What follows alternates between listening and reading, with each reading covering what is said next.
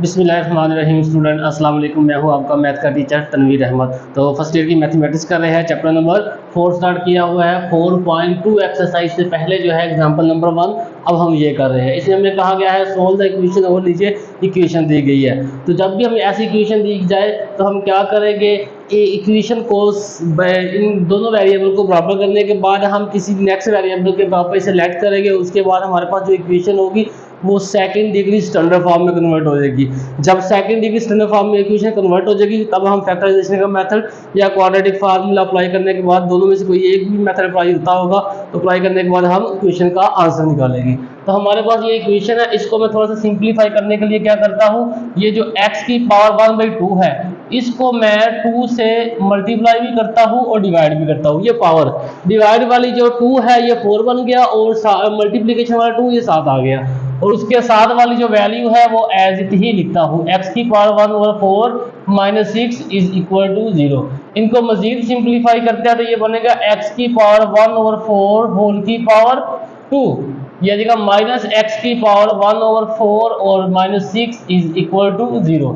अब ये वाली वैल्यू और ये वैल्यू दोनों सेम हो गई है, तो अब हम क्या करेंगे, लेट करेंगे। लेट किया y is equal to x की power 1/4 is equal to y। तो ऊपर वाली इक्वेशन में जहां जहां x की पावर 1/4 है वहां y पुट करेंगे, तो ये बनेगा y की पावर 2, क्योंकि ये 2 है यहाँ y आ जाएगा, पावर 2 है तो 2 आ गई, उसके साथ माइनस y और माइनस 6 इज इक्वल टू 0। अब ये हमारे पास जो इक्वेशन है सेकंड डिग्री स्टैंडर्ड फॉर्म में कन्वर्ट हो चुकी है। अब हम यहाँ फैक्टराइजेशन का मेथड अप्लाई करेंगे। फैक्टराइजेशन का मेथड अप्लाई करने के लिए सबसे पहले हम क्या करते हैं, y की पावर 2 और कांस्टेंट विद साइन मल्टीप्लाई करते हैं, तो ये बनेगा माइनस 6 y की पावर 2। तो ये हमारे पास एक कंडीशन आ गई, कौन सी कंडीशन, मल्टीप्लिकेशन की कंडीशन। और सेकंड कंडीशन ये दरमियान में लिखी हुई है, वो क्या है, माइनस y की पावर 1 वाली जो वैल्यू होती है विद साइन वो सेकंड कंडीशन होती है। यहाँ प्लस और माइनस दोनों में से कोई एक अमल हमने करना होता है। अब हमें दो ऐसे फैक्टर चाहिए जिन दोनों फैक्टरों को मल्टीप्लाई करने से हमारे पास आंसर -6y² आना चाहिए, जिनको प्लस या माइनस करने से हमारे पास आंसर क्या आना चाहिए, -y। तो हमें पता है 2 और 3 को मल्टीप्लाई करेंगे तो हमारे पास आंसर क्या आएगा, हमारे पास आंसर आएगा 6।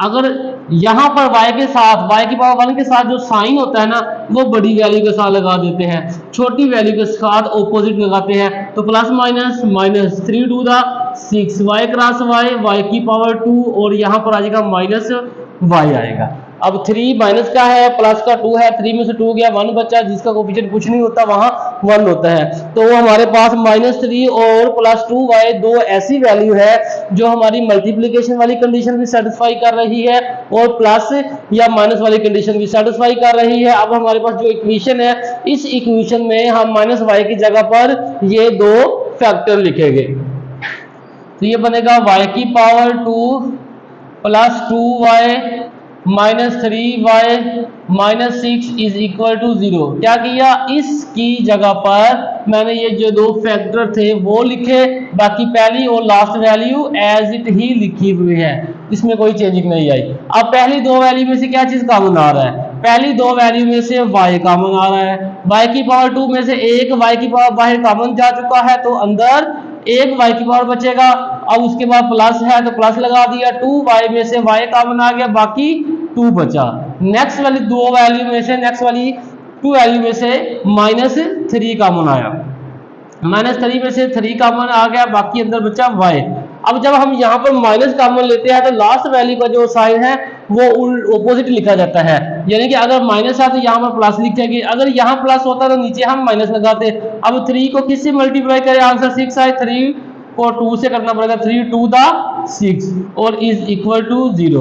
अब ये हमारे पास ब्रैकेट वाली वैल्यू विद साइन अगर सेम है तो इसका मतलब ये है कि यहाँ पर जो हमने फैक्टर सिलेक्ट की है बिल्कुल करेक्ट किए है और यहाँ तक हमारा फैक्टराइजेशन का मेथड या क्वेश्चन बिल्कुल ठीक है।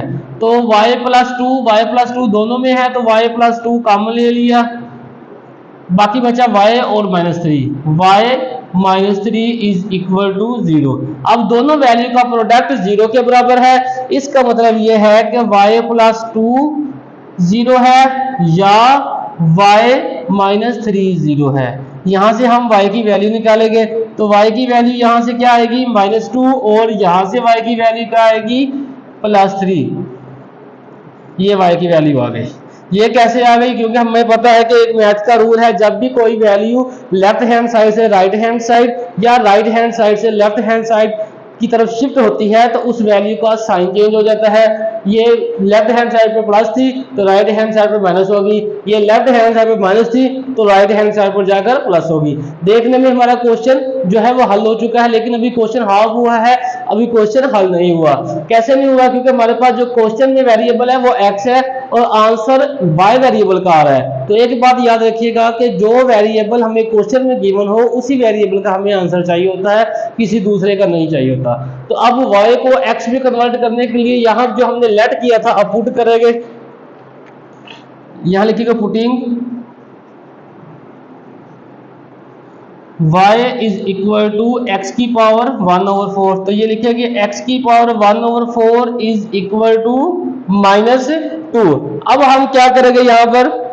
अब यहाँ टेकिंग फोर्थ रूट लेंगे। कौन सी रूट? Fourth root. ये आ जाएगी फोर्थ और ये भी आ जाएगा -2 की पावर 4।